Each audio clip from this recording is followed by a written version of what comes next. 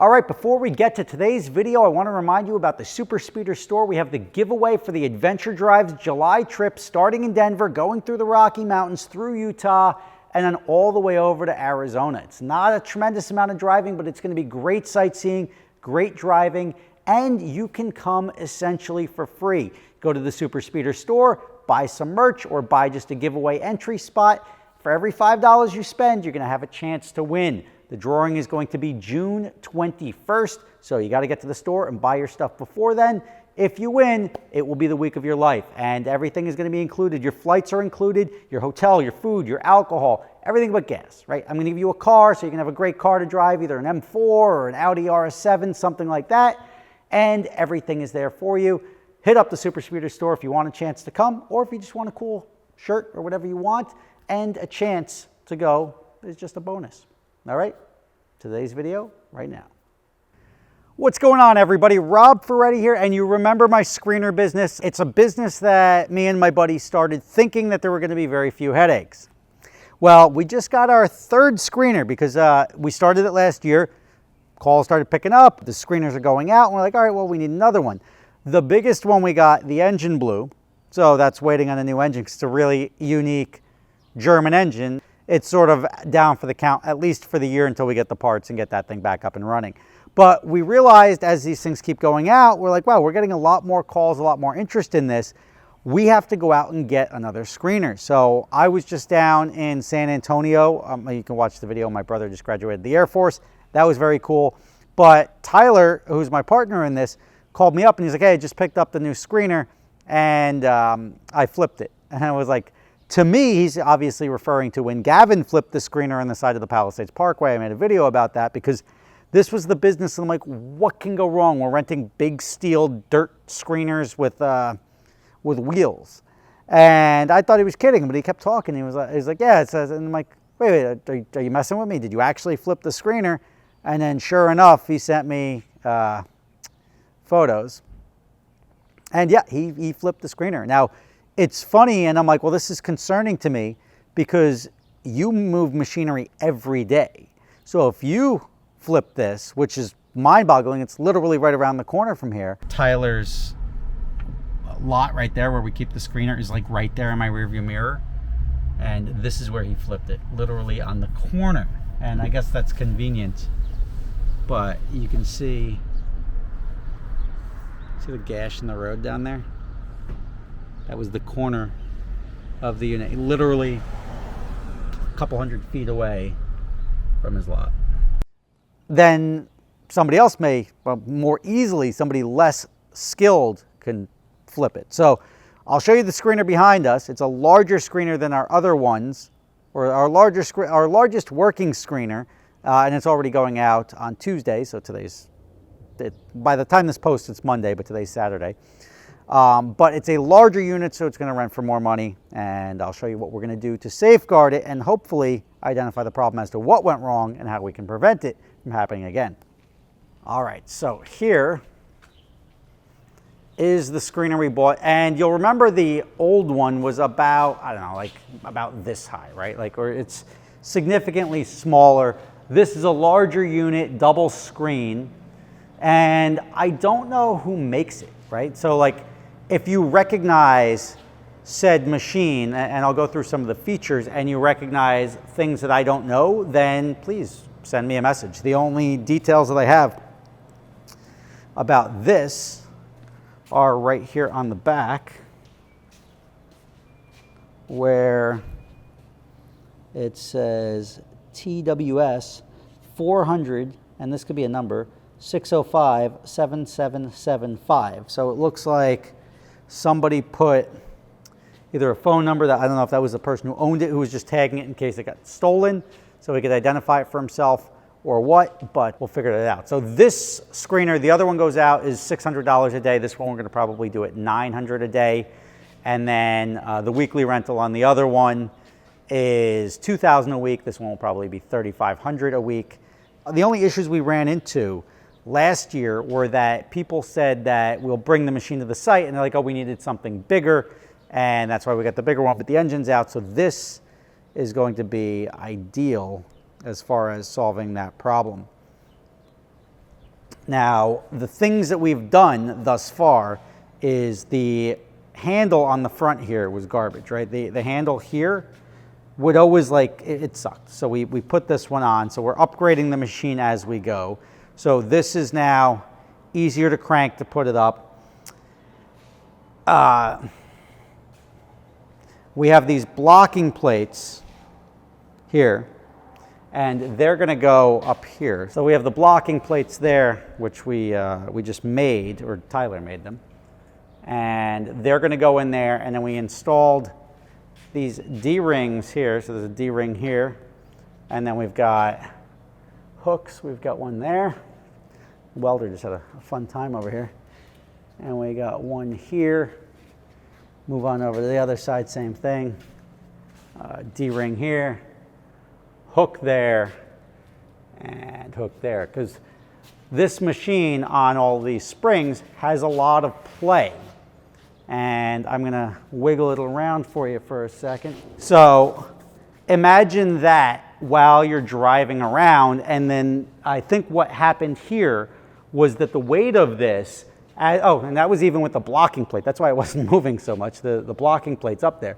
It really moves around a lot, and when he was coming around a turn, the weight just starts going back and forth just enough to tip it over, and the pintle hook that was on the truck here actually got broken off, and he had to put another one on. But that should be pretty fail-safe otherwise. But this is a big machine. It's gonna make us some money. Also, it's got the stuff that we like. This is a double screen, but it has a gas engine, and the gas engines are better because unlike the big machine with the blown engine right now, this gas engine is actually very easy to operate, and it's easy to replace as well. So it's a little Honda GX motor. So if something goes wrong, this is a couple $100 and we'll have a new engine in it. But as I said, bigger machine. To operate this one, it's pretty simple. You just tilt that to the side, crank it up, and take the wheels off, and those wheels obviously slide right out, and then the entire unit rests just on the base down there. So, and I mean, I have to pull this next to the other one just so you can see significantly how much bigger this one is than the other one. This is probably the biggest size that I want to go with on a rental basis, or on a without needing a low boy to move it around. Now, the only thing that we didn't get, I like the idea of a conveyor belt, obviously, to move and stack material. We don't have any of those yet. We may do that. If anyone knows who makes this, I'm sort of curious, because the stuff that I can't identify is like up there, you've got these cups. One here, and then there's obviously that the thing with the pinhole in it up front, and you have the same thing on the other side. And I don't know what they do. If anything, I think maybe there was like a grizzly screener that attached on top of this, but I wouldn't want to deal with that. The last thing this thing needs is more weight on top of it, especially for transporting.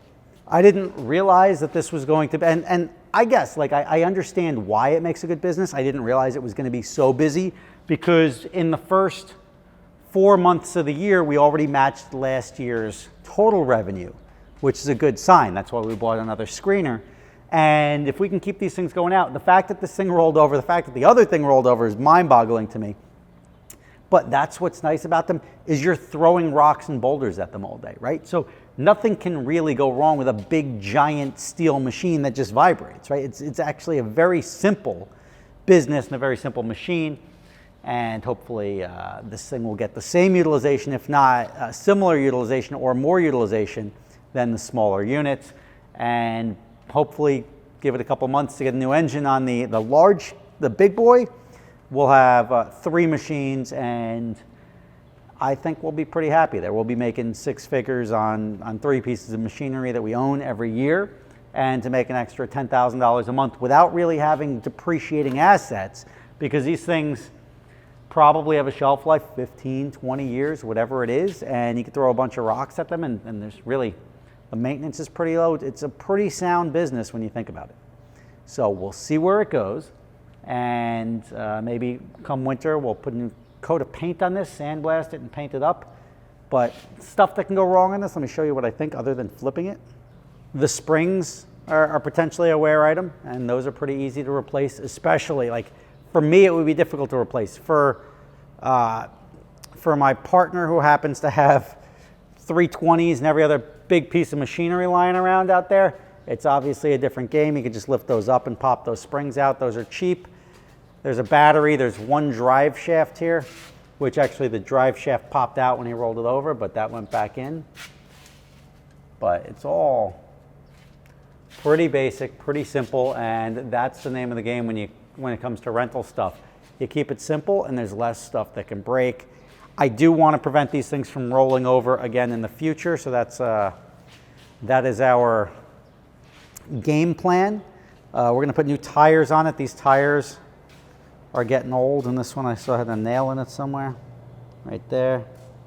So once we get the new tires on it, well, hopefully we'll get the new tires before it goes out, but I want to get this thing strapped down so it's easier to maneuver, easier to get around, and controls the motion of the additional weight on top that could potentially cause a rollover again.